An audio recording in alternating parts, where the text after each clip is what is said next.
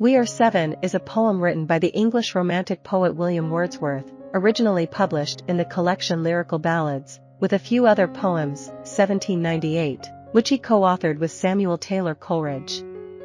In the advertisement that precedes the collection, Wordsworth explains that these poems are experimental, aimed at exploring whether the language and daily lives of the lower classes can be adapted for poetic pleasure.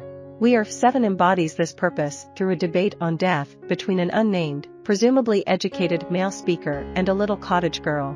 Comprising 17 stanzas, the poem begins with the speaker reflecting on the vibrancy and simplicity of childhood and posing the rhetorical question, what should it know of death? The second stanza introduces the speaker's chance encounter with an 8-year-old girl. The speaker's observations describe the girl as having a rustic and natural demeanor, dressed in a wild manner that connects her with nature and the lower social classes. The speaker concludes his description by expressing joy in her beauty. In the fourth stanza, the speaker and the girl engage in a conversation. The speaker inquires about the number of siblings she has, to which she replies, 7 are we. As the girl is alone, the speaker persists with his questioning and asks about her 6 other siblings, wondering where they are. The girl explains that 2 are at sea, 2 reside in the Welsh town of Conway, and 2 are lying in the churchyard next to the cottage where she lives with her mother. These calculations confuse the speaker, who dismisses the 2 deceased siblings from the count, emphasizing the vital difference between them and the girl who can still run around. The speaker concludes, then ye are only 5. However, the girl challenges the speaker's logic. She counters the speaker's argument by asserting that her siblings' graves are green, indicating that they are still connected to life, and their presence can be observed. In fact, the girl spends a significant amount of time with her buried siblings.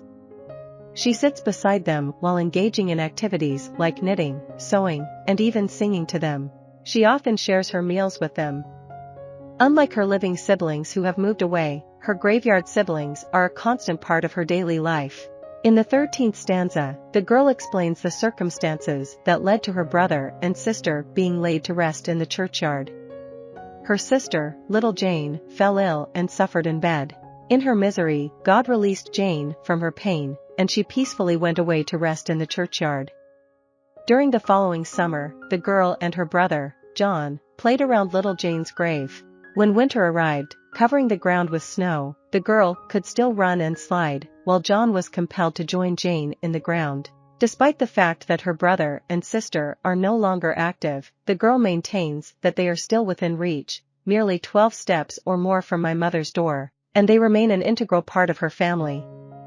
Despite the girl acknowledging that her brother and sister are in heaven due to divine intervention, the speaker attempts once more to make her see the counting error and correct it. He asks again, how many are you then, if 2 are in heaven? Yet, the girl stubbornly insists, we are 7.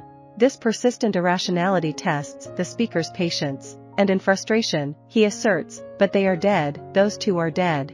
However, the girl remains steadfast, repeating once again, nay, we are 7. Lyrical Ballads, a pioneering work of English literary romanticism, was initially published in 1798 and went on to be published again in 1800 and 1802. These subsequent editions featured a new preface by Wordsworth, which not only explained the guiding principles of the collection but also served as a manifesto for the Romantic age. In this preface, Wordsworth boldly declares that all good poetry is the spontaneous overflow of powerful feelings. He further emphasizes the importance of poetry reflecting everyday language and speaking to a wide audience, as he believes that everyone possesses these powerful feelings, regardless of their social standing. The essence of Romanticism lies in its emphasis on emotions and sentiments over rationality and logic, a sentiment shared by the young girl in We Are Seven. The Romantic poets also celebrated nature as a profound source of inspiration for evoking intense emotions, and many scholars have identified proto-ecological ideas in their works. As the 19th century progressed, the Industrial Revolution began to reshape the English landscape, often resulting in the irreversible alteration of natural and traditional environments. Scholar Katie Castellano suggests that Romantic literature, foreseeing the potential erosion of landscapes and local communities by industrial progress, questions the ideals of technological advancement while advocating for a deep connection between humanity and nature.